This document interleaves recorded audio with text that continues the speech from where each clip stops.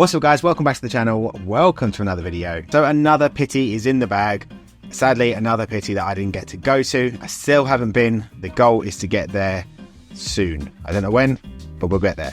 But anyway, what I have done though is trawl through tons and tons of photos, videos and any social media content from Pitti, and I thought I'd put together 7 style takeaways from Pitti as the weekend hold, from what I could see as a bystander all the way over here in southeast London. These are just common themes from what I've seen from the street style over there, the guys I've spoken to that have been over there, and stuff that you can see in the photos that are quite solid trends that are often replicated over here in some form or another. And you know what, this is actually, from looking back at it, this is actually one of the strongest Pittis I've seen out there in terms of street style and just general wearable outfits. Normally, obviously, you guys are aware of Pitti peacocks. The guys who wear very flamboyant, over-the-top outfits with bright colours and all that sort of stuff. From the content I saw, there was very, very little of that, and more genuine menswear enthusiasts wearing clothes that they like, with just maybe a little bit of elevation or a little bit of more experimentation than maybe they'd wear in their day-to-day life. But most of it was very wearable, really cool pieces, and yeah, we'll go through my 7 lists of things that I found that stood out. But before we do get into that though guys, I just want to ask if you get anything from the video at all, if you could like and subscribe. Check out archerandwoods.com for pre-owned menswear, and sign up to the Substack The Guidance, which is just a newsletter I send out 2 or 3 times a week with either a list of pre-owned items I found around the pre-owned sites like eBay, Depop, Grailed, or brand recommendations, or just general ramblings. So yeah, sign up to the Substack The Guidance. I'll put everything in the description so you can just follow a link. But let's get into the Pitti list. Right, first up we have baseball caps, or caps in general, worn with suits, worn with any sort of tailoring, and this is even more prevalent than it has been in recent years from what I've seen. Now this is nothing new, and if anything with this whole list, we seem to be moving into a more traditional, more classic way of dressing, even more so for the general sort of guy out there. But yeah, baseball caps have been worn a hell of a lot over Pitti. A lot of caps that are less sporty, more, obviously we've been through a dad cap era, the $1 million caps that everyone seems to have. I have a couple now, and yeah, these are just guys wearing either vintage caps or maybe some sort of sporty caps, or just random, normally like baseball teams or American sports team. I don't know who they are, but they do tend to work with tailoring, and they're not just the same cap over and over again, which is something that we were becoming to move towards.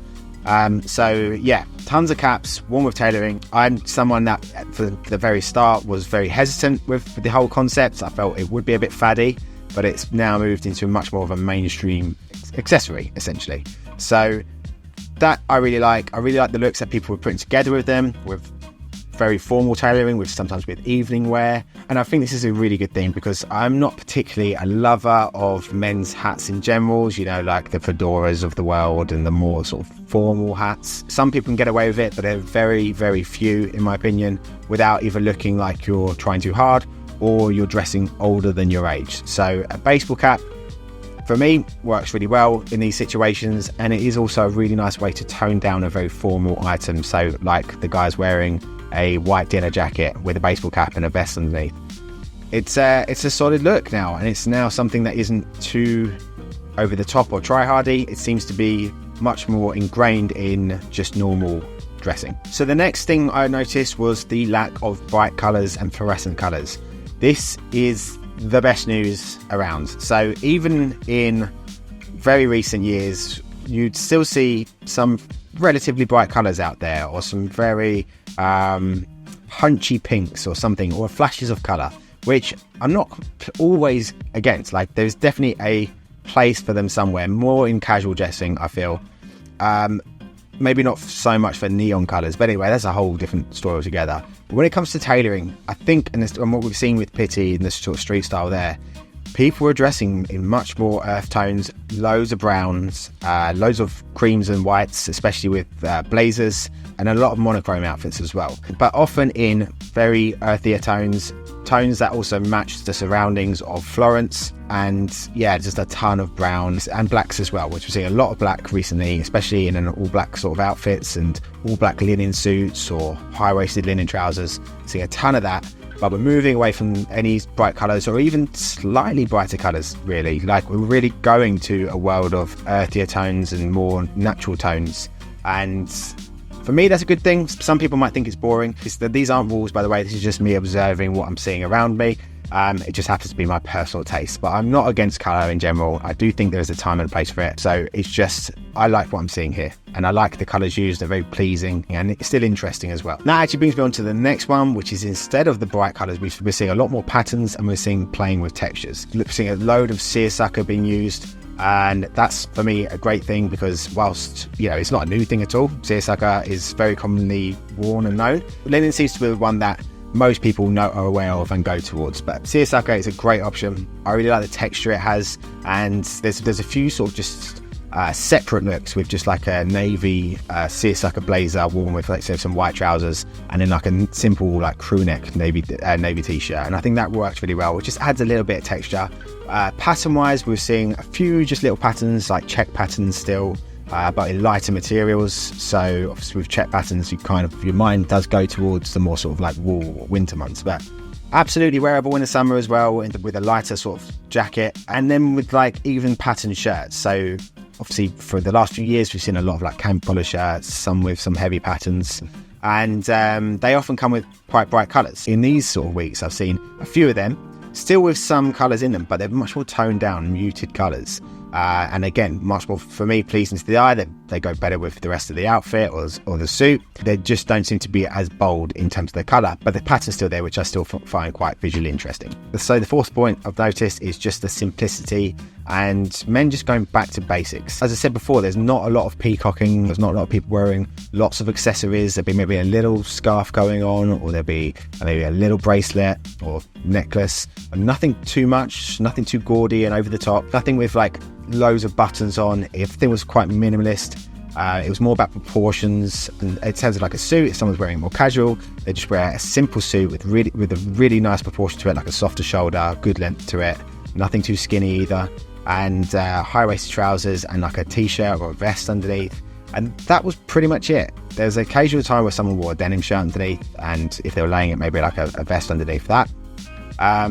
But yeah, everything was very simple, just down to the basics of a suit and a t-shirt or shirt, or even a pair of shorts and like a jacket on top. And that's pretty much it. Like, it was very simple, very classic. And I feel like everyone, whilst you maybe don't stand out so much from the crowd, they all look good. And I think for me, that's the important thing. Everyone was looking good. They looked like they enjoyed themselves. And it was nice to see overall. From an outsider point of view, I think that's a really nice thing to see. So the next thing I noticed, and it comes with going back to classics and basics, is that ties are back. And we've said this before lots of times. It's like the old argument of like, are suits dead? Of course not. Ties have been around and have stayed around for a long time. I feel like with the sort of baseball cap scenario, men are becoming a lot more comfortable wearing them. And even in the menswear circles, you still have people that, like myself, like I don't feel completely confident at times wearing certain items. I think everyone has that sort of thing of like, oh, I really like this, but I still have to have the confidence to go out and wear it and pull it off. And I think ties are now way back in there. We're seeing a load of really interesting ties with great patterns, a lot of still quite muted colours, but if there was a bit of colour in there, they'd use that tie as the centerpiece of the outfit, and it'd be really just almost what I associate with like a vintage tie pattern. So ties from the 80s, that sort of Christian Dior Monsieur sort of style, or Kenzo style. Just some really interesting patterns with some really cool ties, and worn by way more people than I'd originally associate with it. So that's always great to see. I've bought a few ties recently, so I'm pretty excited to get those out and about this summer. Also, as there was a lot of monochrome looks, especially with suits, it was nice to have just that bit of colour or pattern within it. Nothing too over the top and out there, but it's just that subtle little hint that set off an outfit. There was one in particular by Manis Puri, who was wearing that. One of my favourite outfits of the whole week was this. I think we featured in the fits of the week, is this really lovely off-white suit, beautiful, but it just had a white striped tie with, I think, navy and a little flash in the pocket chief as well, and it just made the whole thing work together. Without it, the whole thing, it just wouldn't look anywhere near as good. So ties are really important. I can see guys wearing them a lot more this summer and using them as a real statement piece of their outfit, or something to differentiate yourself at least. So the sixth one is evening wear, and how I feel like it's being integrated more slowly into a little bit more casual situations. There's a few outfits I saw where guys were wearing sort of like their dinner jackets with, say, like, we featured one on the Fits of the Week where it was Mitchell from Men's Musings wearing a shawl lapel off-white one with a denim shirt.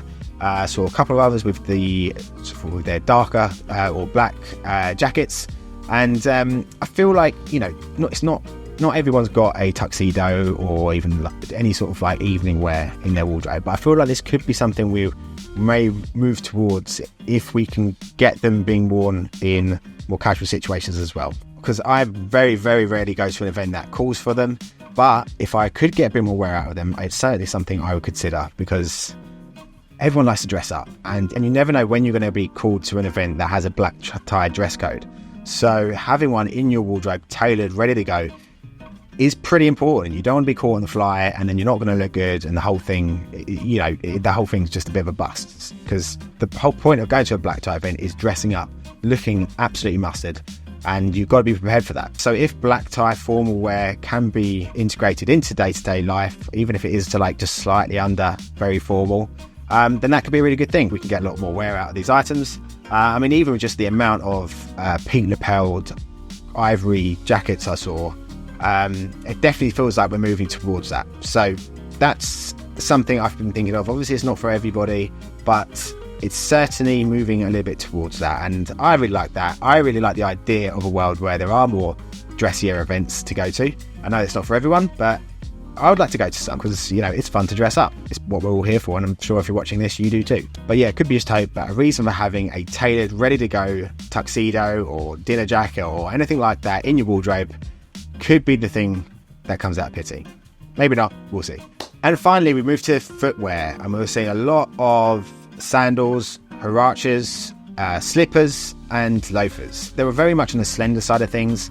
They were more like the sort of Belgian loafers or very fine slippers that we saw quite a lot. These were being worn both with suits and with just like shorts and a jacket or a t-shirt, all in leather, and that just really makes them wearable for all the outfits. Like, there was so many guys just wearing sandals with their sort of suits, often a little bit more casual. They'd have like just a normal like low cut vest underneath, but there was a lot of just very fine slippers going on as well, which I really like. Like, it's not something I prefer, a little bit more heft to my shoe, but I think abroad in an Italian city, I could definitely see myself wearing a pair of like leather sandals or like fine loafers. But anyway, guys, that was my list of trends that I noticed from the past week's Pitti.